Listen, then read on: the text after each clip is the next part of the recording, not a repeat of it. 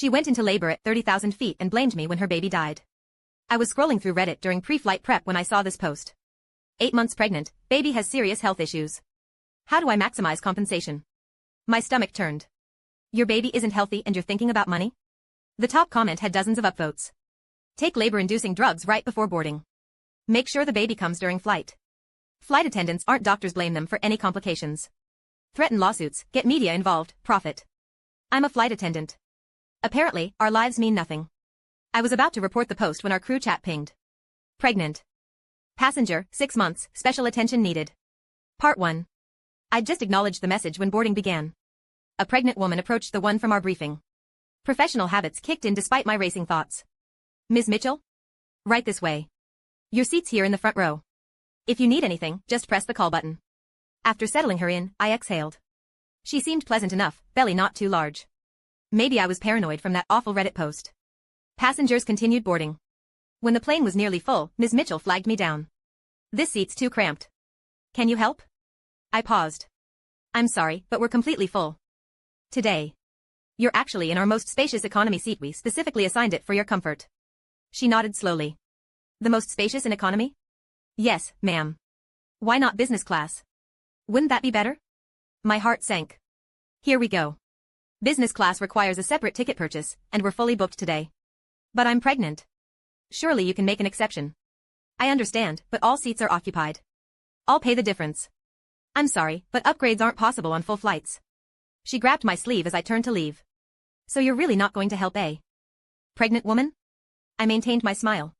Ma'am, I've explained. I saw business class. There's an empty seat. I glanced forward, mentally counting. That seat belongs to an infant. The mother purchased 2 tickets but is holding her 4-month-old. My baby needs space too. Why does her baby get a seat but mine doesn't? Because she purchased that seat, ma'am. I'll pay. $3,000, right? I'll pay. She stormed off toward the bathroom. I sighed, hoping that was the end of it. It wasn't. Baby cries erupted from business class. A passenger rushed out, furious. I paid for 2 seats. Why? Is someone else sitting there? Murmurs rippled through the cabin. They sold the same seat twice? That's fraud. My stomach dropped. I rushed forward. Ms. Mitchell had installed herself in business class, shoes off, looking perfectly comfortable. Ma'am, I've explained this seat belongs to this infant. I have a baby too. We can share. You can't just. You said I could upgrade if I paid. No, I said upgrades aren't available on full flights. You need to return to your seat. She clutched her belly. It hurts. Part 2. My blood ran cold. That Reddit post flashed through my mind. Ms. Mitchell, are you okay? We haven't taken off. We can get medical help. She rushed to the bathroom. I followed, listening at the door. Muffled groans filtered through. The post had mentioned a woman 8 months pregnant, not 6. When the door opened, Ms. Mitchell's face was pale. Should I call medical? I asked. For morning sickness? Are you trying to curse my baby? She snapped. Just get me a blanket. I need rest. Of course. Something felt wrong. Her sudden compliance, the dramatic shift, none of it added up. As I fetched a blanket, my colleague gasped from the bathroom. There's blood. Blood on the floor. I ran back. Sure enough, blood droplets stained the bathroom floor. 3 men had used it after Ms. Mitchell. That meant. My phone buzzed. The Reddit post had updates. Help. Contractions starting before takeoff. Already bleeding. If they get doctors now, they'll know about the baby's condition. New comment, wait until doors close. By the time they get medical help, it'll be too late. Blame the crew, cash in. Posted 3 minutes ago. I found a folded paper in the corner, water damaged but readable. An ultrasound report. Rebecca Mitchell. 2 months old. She'd been 24 weeks pregnant then. She was 32 weeks now. 8 months. Just like the post. She'd lied about how far along she was. Part 3. Airlines don't restrict pregnant passengers much, so why lie? 8 months. Unhealthy baby. Pain. Bleeding. The pieces clicked. I typed a comment on the Reddit post. As a mother, doesn't your child's health matter more than money? And framing flight attendants who try to help. That's evil. The boarding door announcement played. No. If the door closed, reopening would take time. We'd have to deliver the baby. I ran to the door. My colleague was already closing it. Wait. Please. What? It's time. I had to stall. My phone chimed. New post, easy for you to judge. I don't even know who the father is. Was going to sell the baby, but buyers backed out when they learned about the defects. Lost my deposit. This kid owes me. Flight attendants think they're so superior. We're all just workers. Since the baby won't survive anyway, might as well profit. My rage boiled over. Not everyone deserves to be a mother. I called the captain, passenger going into labor. Contact medical immediately. But she's only 6 months. She lied. She's 8 months. Get help now. Through my headset came panicked voices, the baby's coming. I can see the head. Part 4. I grabbed gloves and ran toward economy. The cabin was chaos. Blood trails marked the aisle. Ms. Mitchell lay on the floor, dress soaked red, body convulsing. I lifted her dress. The baby's head was crowning. The control tower reported medical was coming but needed time. I adjusted my body camera standard equipment for my vlog channel, now crucial evidence. If she wanted to frame us, I'd document everything. I began helping her breathe, sanitizing my gloves. She screamed louder once she saw me helping, thrashing dramatically. Stop pulling. The baby's stuck. She yelled accusations while refusing to cooperate. Blood everywhere. I snapped, do you want to die? She glared. If I die, you're finished. We're not doctors. We're doing our best. Fear finally flickered in her eyes as she weakened from blood loss. After several pushes, the baby emerged. As I reached for the infant, a hand shot out from under her dress. Ms. Mitchell grabbed the baby's face, covering its nose and mouth. When I processed what happened, the baby had stopped moving. She looked at the infant and smiled with satisfaction. Part 5. Medical personnel arrived, rushing in with equipment. Ms. Mitchell pushed them away, grabbing my uniform. My baby. Where's my baby? I handed her the wrapped infant. She unwrapped it, saw. It was stillborn, and screamed. You killed my baby. I felt it moving. You suffocated it. The cabin erupted. Is this real? Look at all that blood. Flight attendants don't know how to deliver babies. Ms. Mitchell performed beautifully, you did this. You were jealous of my pregnancy. You probably don't even have a boyfriend. You're just sky waitresses, jealous of us real passengers. I heard my baby cry. What did you do? My colleague tried to defend me, but I stopped her. Let her perform. Let her have her moment.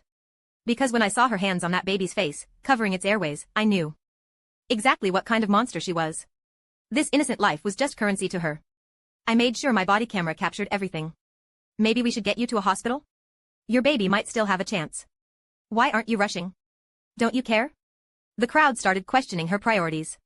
That's when a woman with a camera stood up. This poor mother. Why are you taking her baby? Part 6. The baby needs immediate medical attention. She's the mother. She knows if it's too late. You've traumatized her enough. She turned to the crowd. I'm Kelly Harrison, investigative journalist. I witnessed everything. This flight attendant's incompetence killed this baby. Ms. Mitchell sobbed on cue. Kelly knelt beside her. I'll make sure you get justice and compensation. I recorded everything. Too convenient. A woman needing media attention, and media appears? My foot hit something sticky. More blood, Miss Mitchell was hemorrhaging. We got her on a stretcher. I insisted on accompanying her. Kelly followed, camera rolling. In the ambulance, doctors confirmed the baby was dead. Asphyxiation. Ms. Mitchell was fading from blood loss. Kelly kept photographing, no longer pretending to care. I pulled out my phone. The Reddit post had new comments. OP, are you flying today? I'm a journalist, also flying today. DM me. OP liked this. I looked. At Kelly. Birds of a feather. Part 7. At the hospital, Kelly filmed everything until Ms. Mitchell was admitted, then left immediately. My phone exploded with notifications. Headlines everywhere. Flight attendant turned baby killer. Deadly delivery at 30,000 feet. All pointing to my incompetent delivery causing asphyxiation. Ms. Mitchell went live from her hospital bed. I told them I was 8 months pregnant. They gave me terrible seats. Flight attendant Zoe Williams was jealous. She killed my baby. I want justice. The stream's donation counter never stopped climbing. Comments flooded my social media. Murderer. Fake trying to play doctor. Tens of thousands of hate messages. Kelly arrived at my apartment with a crowd, cameras, and a banner, Zoe Williams, baby killer.